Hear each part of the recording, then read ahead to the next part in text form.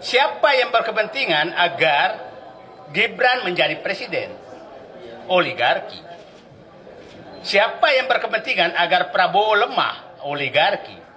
Siapa yang berkepentingan sehingga surat perintah 13 Oktober Solo itu terjadi? Itu oligarki.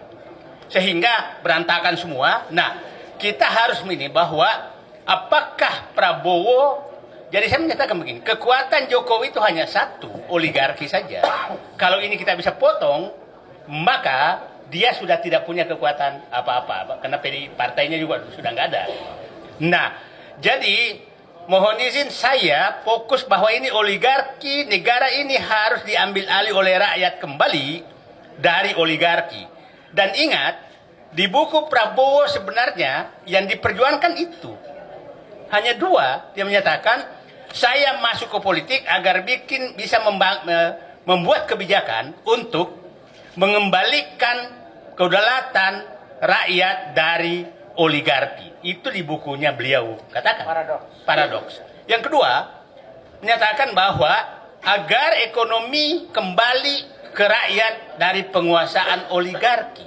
Nah, itu saya pikir yang ini. Jadi kita, kalau Pak Prabowo ini, kita semua dua orang ini mau membantu dia untuk melaksanakan bukunya dia itu, Paradoks Indonesia. Kalau beliau tidak melakukan, maka bisa jadi beliaunya jadi paradoks. Itu kan kita nggak mau. Kalau dia jadi paradoks, maka Gibran jadi presiden, gitu kan? Paradoks itu, Prabowo. Hah? Paradoks Prabowo. Nah, tapi itu saya nggak mau karena Gibran jadi presiden, gitu. Nah, Gibran presiden bertepuk tangan oligarki Pantai Utara Jakarta.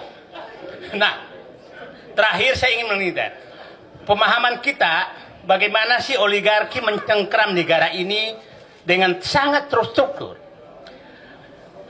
Pra kemerdekaan itu oligarki itu membantu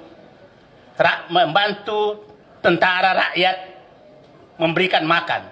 Dan ingat, oligarki saat itu bukan etnis yang oligarki sekarang. Saya nggak usah jelaskan supaya jelas. Jadi jangan oligarki sekarang seakan-akan berperan terhadap negara. Pada saat zaman kemerdekaan, oligarki yang etnis sekarang itu sama sekali tidak ada yang membantu tentara rakyat berjuang. Nah, Orde Lama, Bung Karno, itu oligarki yang kaya raya yang menyumbang. Monas, Garuda, itu dari Aceh.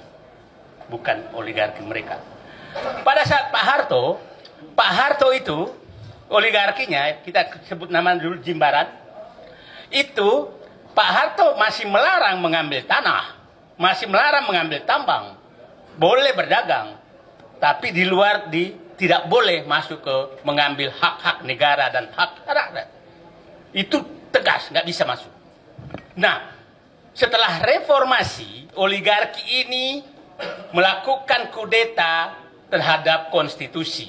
Dan kita harus paham, amandemen Undang-Undang Dasar 45 itu tidak lepas dari agenda mereka.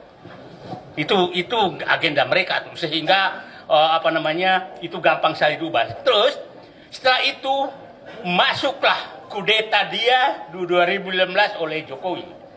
Nah, saat itu merasa bahwa ini sudah bebas sekali, maka dia ubah undang-undang apapun sesuai dengan dia, termasuk undang-undang Cipta Kerja. Itu dia lakukan. Itu adalah pesanan oligarki.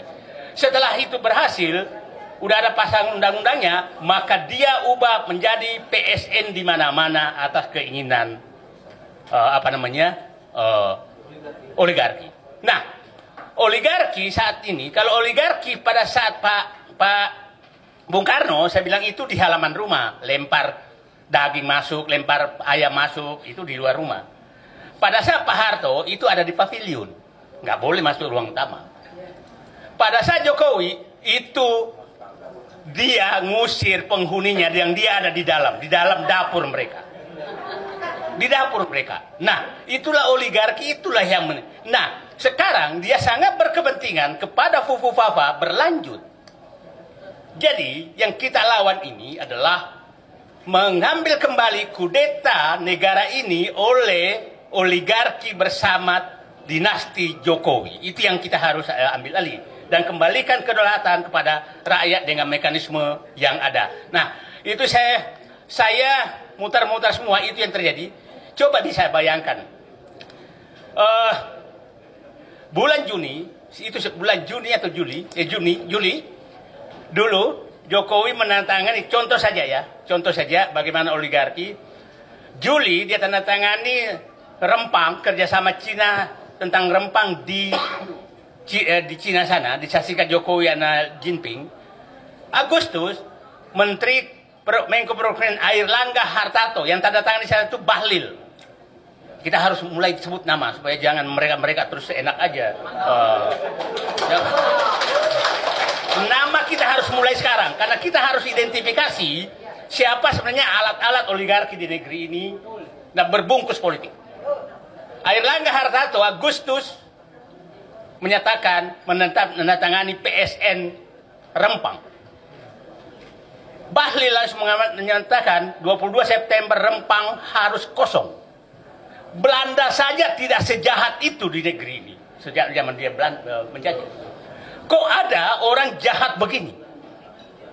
Hanya sebulan rakyat harus diusir yang sudah puluhan tahun, ratusan tahun tinggal di situ. Nah, ini betul-betul menurut saya sangat berbahaya bagi bangsa ini. Kita tidak tahu, ini sedang diskusi kita di sini. Tahu-tahu nanti rumah kita sudah ditetapkan dengan PSN, maka kita digusur. Kita tidak tahu. Ya, NJOP-nya tidak. Ini semua sudah di. Jadi jangan sampai Mbak Ibu merasa punya warisan ke anak Ibu, padahal sudah diambil semua oligarki dengan Jokowi sebagai bonekanya. Itu yang harus kita inikan. Nah, itulah coba bayangkan. Ada satu provinsi itu tanah izin macam-macam di provinsi itu. Ada 5 provinsi, ada satu, tapi nggak usah saya sebutkan supaya nanti dianggap provokasi lagi. Yang tanah-tanah yang diserahkan ke oligarki sudah lebih luas dari provinsi tersebut. Artinya seluruh rakyat yang tinggal di provinsi itu sudah menumpang, tinggal menunggu diusir. Jadi kalau Fufu-Fafa ini terus jadi dinasti terus, maka ini kita semua menjadi penumpang dan akan diusir oleh mereka. Itu yang harus kita harus ingat semua. Nah, itulah saya pikir. Jadi saya menyatakan Pak Deddy Sitorus, terima kasih.